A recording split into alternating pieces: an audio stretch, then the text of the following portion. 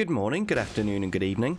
Wherever you are and whatever you're doing, I hope you're having a fantastic day. We're back today with an absolutely huge one in the things you may have missed in Elden Ring series. We're going to be covering Volcano Manor. This is a monster of an area with lots of different parts to it, and some of the area doesn't actually take place within Volcano Manor itself. So we'll be breaking this down into two separate videos. We'll be covering all the currently available invasions in this part, and also going all the way up to the mid-boss fight for the area. So we'll start off by speaking to Lady Tanith here, and then once she's given us the drawing room key, we can open the majority of the doors down this corridor here. There's a perfume bottle in the first door on your right, and the only door that's currently inaccessible is the one opposite this. And the NPC kneeling down at the end of this hallway here will give you a little insight into the horrors and secrets of Volcano Manor. Once you're done opening all the doors, you can go and grab the loot from this table, which will be a letter from Volcano Manor and a recusant finger. Now you can exhaust the dialogue of Rileigh and the knight here who currently refuses to introduce himself to us. And once you're done, head back towards Lady Tanith and up these stairs. You can loot a Smithing Stone 6 and you'll be invaded by Inquisitor Ghiza. Once you defeat him, you'll get Ghiza's Wheel, which for any Bloodborne fans here is essentially the whirligig saw. Now that we're done with introductions and getting ourselves acquainted with the manor, we'll head into the next tip where we tackle the first invasion. Teleport to the War Master's shack near the north of Limgrave, then head even further north still, and you'll come to this invasion sign to allow you to invade Old Knight Istvan's world. Go and invade him, and once you've defeated him, as usual, you'll get a rune arc. Then when you come back to your world, you'll be rewarded with his scaled armor set. You can now go back and let Lady Tanith know that you've done the first assassination request, and she'll give you the Magma shot. Now you can go and grab the next letter in the same place that we grabbed the other one, and Bernal will now introduce himself to you. You may recognise the name. This is actually the same NPC we encountered right at the start of the game at the War Master's shack. And now that he will speak to you, he will also sell you the exact same Ashes of War that he had on offer at the start of the game. We're done here, so we'll now move on to the next assassination. To invade Rileigh, make your way over where I am, just to the east of Mount Gelmir.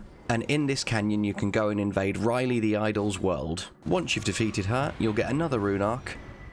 Then you'll be rewarded with Crepus's Vial and 20 black key bolts. And once again, go and let Lady Tanith know of your success, and she'll give you the Serpent Bone Blade.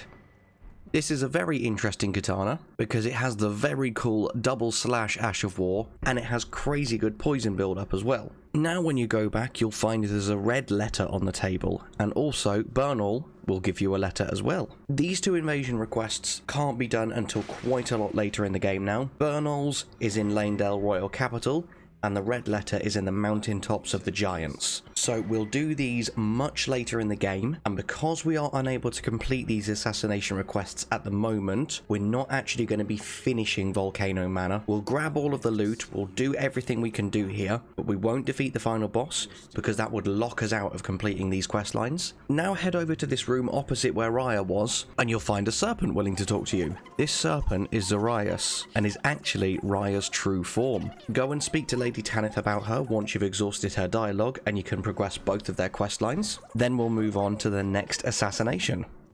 Back at Lady Tanith, head out of the northwest door where we originally came into Volcano Manor. Now you'll see Patches crouched on the floor on the right hand side. Exhaust his dialogue, and then when you speak to him a second time, he will give you a letter to Patches, which is another assassination request. Now you can head to the Magma Wyrm Makar site of Grace, and you can go and invade the Great Horned Tragoth. I personally think he's the most difficult of the requests that we've had to fulfill so far, and I did struggle with him and die once. So we'll try that again, and this time wreck his face. Again, you'll get yet another rune arc, and you'll be rewarded with his Bull Goat armor set. Now you want to go back and speak to Patches to let him know the request is done, and he'll say, oh, it's fine, I'll speak to Lady Tanith for you, I'll get your reward for you. Yeah, of course you will, you bastard. So now go and confront him about the reward, and he'll be like, oh, sorry, no, I was just holding it for you. Of course you were, of course you fucking were. Give it here. And once you wheedle it out of him, you'll get the Magma Whip candlestick. So we are done with all the assassinations now, apart from the two that we cannot currently access. So now we'll get into Volcano Manor itself and start exploring the area. Okie dokie, now you want to go back to Rileigh and exhaust her dialogue and Lady Tanith's dialogue to make sure you've progressed her questline. Once you've done speaking to them a couple of times, go into the room next to her and you can roll into the wall in the corner here. That will reveal a hidden entrance. In here, you're going to face a bunch of poisonous snails. As you're progressing through all the back passages, make sure you be careful because a bunch of them will drop down above you. Once you've cleared them all out, at the end of this room, you'll get the Nomadic Warriors Cookbook 21. Said that again because I feel like I said 21 really weird the first time. And smack on this wall here and it will open to reveal an entrance into the room with the door blocked shut. Here you can grab the depraved perfumer Carman. Carman? Silly word.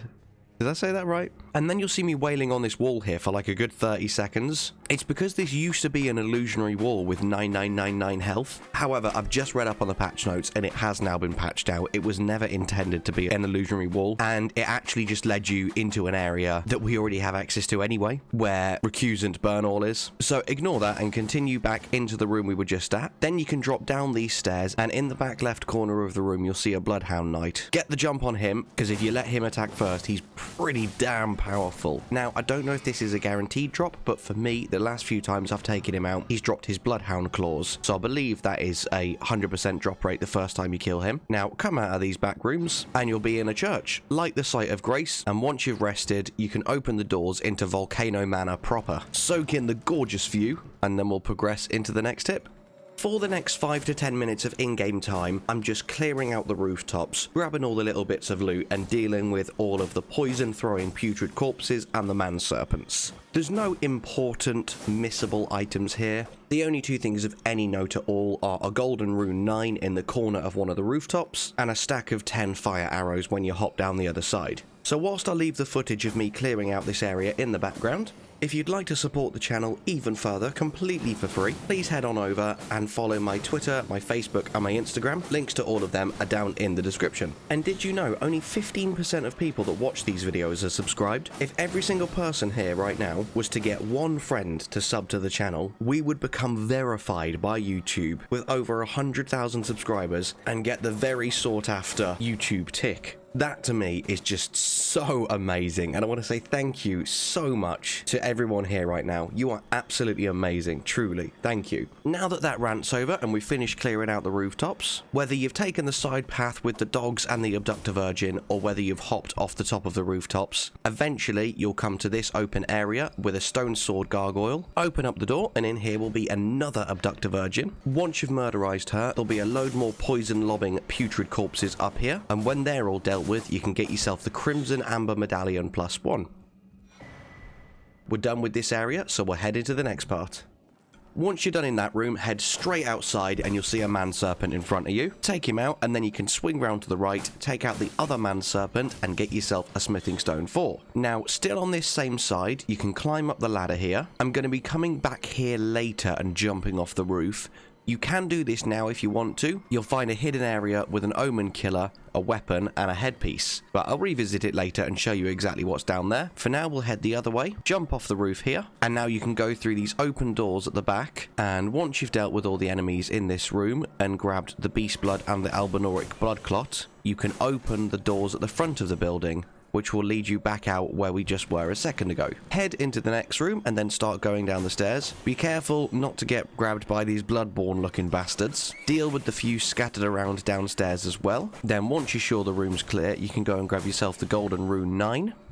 Take out the guy hanging from the ceiling here, and now that you're down in this room, you just want to explore all the available entrances. The door that I've opened here leads us into the next area, so we'll leave that for now and we'll come and do that in the next tip. For now, I'm going to go back into this room, take out the man serpent here, then I'm going to come outside and grab myself 5 explosive great bolts.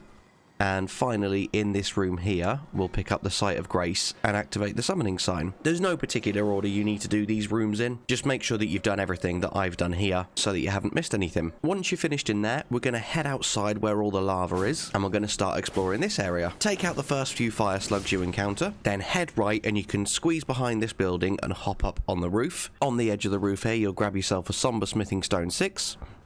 Be careful of the many corpses and fire slugs in the area. I'm just going to spend some time carefully clearing them all out so that we can loot at our leisure. Then I can grab a golden rune 9 from the little fountain here, and then you can hop up these series of cages on the side of this building, jump up and take out another putrid corpse, and you can get 2 smithing stone 6s. There's a few routes you can take in this area because all the buildings are interlinked, so you don't have to follow my path exactly, but I'm going to jump up here and walk along the edge of the buildings here until I get to the area just above with the man-serpent with the whip. Now once you've taken him out, you'll see 2 lifts. The one on the left will take you up, and the one on the right will take you down. The one on the right that takes you down leads you to a boss, so we'll leave that for now and unlock a shortcut, and we'll come back here once we're more prepared. So take the lift up, then over on the right side of this ledge here, you'll get a somber smithing stone 5. Now you can deal with this fire monk halfway up the stairs, and you'll be right in front of the mid-boss room for this area. Leave that for now, continue heading along, and you can push the lever to trigger the bridge to rise. The bridge has been sitting in lava for probably years, so will be scalding hot and will definitely melt your feet as soon as you walk on it. So yeah, walk over it, that'll be fine, right? And by raising this bridge, you've now just unlocked a shortcut back to the prison town church site of grace. So now that we're here, we're going to clear up the ground section of this area that we didn't do earlier, and then we'll go back and revisit a few other missable areas that we've gone past so far. Go ahead and make your way down the rooftops in any way you see fit, and you'll come to this central room here on the ground floor, where there's a few putrid corpses, a few dogs, and an Omenkiller. Because I haven't rested yet, because I really didn't want all the enemies to respawn, I'm very low on health items, so I'm going to summon the Mad Pumpkinhead to help me out, and we'll clear up this area. As usual, he'll drop the Great Omenkiller Cleaver. Now you can loot the other few bits around this area as well.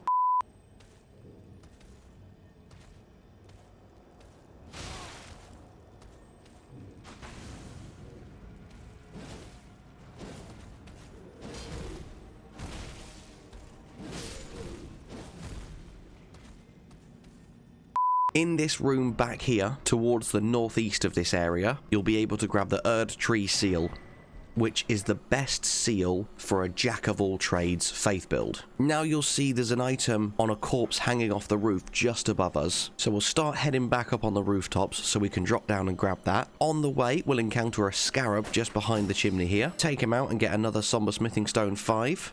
Now I'll fumble around for a while I try and figure out how to actually get above that bloody item. And eventually, after running up and dropping off a few rooftops, we'll make our way to it and see that it's a smithing stone 5. Now back where we just fought the Omenkiller, run through this narrow passage here, and on your right hand side you'll see a broken set of stairs. You can make this jump, and I believe having a lighter load lets you jump further, so I'm going to take all my armor off before I attempt the jump because it's quite a big one, and when you succeed you'll get yourself a Stonesword Key. Hop down even further still and you'll be in this graveyard area. There's a bunch of exploding living barrels here, so be very careful taking them out. You can get a golden rune 9 and then drop down and take out the giant living jar. Did I say living barrels the first time? I meant living jars. Fucking living barrels. Once you've cleared out the few living jars by the large one, you can then loot the Smoldering shield. Then jump into this little section here. Be very careful because they will all explode on contact, so you'll have to probably jump in, do a bit of damage, and then run away again so you don't get exploded. Then once you've cleared up the 3 living jars that were just here, you'll get 2 more smithing stone 6. Now we can head up and out of this graveyard. Once you've finished with all the loot down there, there's nothing else to get, so don't worry yourself trying to get out of here. Just teleport back to the guest hall site of grace, and I'll meet you there for the next tip.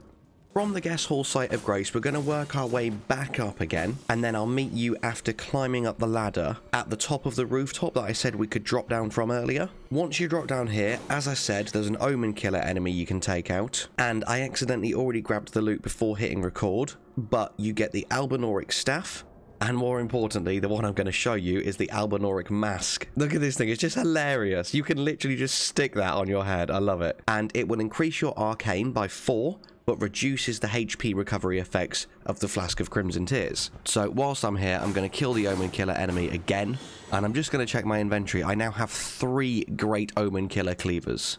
This is silly, you get so many of these weapons. Now that you've done that detour and grabbed that bit of loot, head back to the Prison Town Church grace site, and then we're going to go back across the lava bridge, run past the boss room that I mentioned earlier, take out the fire mage, and then we can hop back down this lift and take the other lift that leads us down into the other area, and I will meet you there for a boss fight. Now that we're down here, go and head towards the item you see off in the distance, and as you get close, a magma worm will burst out from the lava. I don't think he's any more difficult than the other ones that we've fought up to now, but his boss arena made it particularly challenging for me. He's really erratic with attacks, and because you've got pools of lava everywhere to watch out for, I had a hard time with him. So what I advise doing, once he has spawned, run back to the entrance to the arena just where you got off the lift. You've got a much bigger platform to work with then, without getting stuck in lava all the time. Apart from that, mechanically he works just like the other ones we've taken out. So good luck.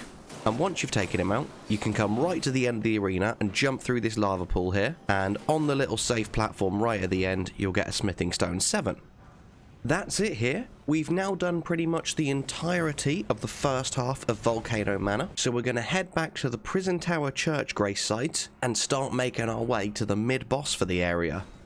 Once you're back here, head outside and turn left. Then you can go upstairs and head across the bridge again that we rose from the lava earlier. And now we're going to finally enter into the room in front of us with the 2 giant statues on either side of the doorway. This will lead us into the GODSKIN Noble boss fight. I tried to be particularly aggressive with this guy because I thought with my 2 massive swords I'll be able to stagger him in no time at all, right? But he did not get staggered at all until the very end of the fight. So he must have some crazy high poise. His attacks are quite erratic, and most of them include Black Flame, which continues to do damage over time to you even once the attack is hit. So be super careful and use the pillars to your advantage if you need to hide, and just collect yourself and heal up and prepare for the next stage of the fight. About halfway through, you'll need to back right off because he will raise up into the air and do an explosion that will release Black Flame all around him. Once you've taken him down, you'll get 50,000 runes, the GODSKIN Stitcher, and the Noble Presence. You can now go and light the Site of Grace that will have spawned, and then from the altar here you can grab the Serpent's Amnion, which is used to progress Raya's questline. And then if you head out of the doorway here, there's another room in front of you that leads to a currently inoperable lift. This is a shortcut that will be unlocking later on. But that's all I've got for you for now. We'll be covering the second part of Volcano Manor in part 2 in a couple of days' time. As always, thank you so much for watching, and I hope you enjoyed. Have a wonderful day, and I'll see you in the next one. Bye-bye.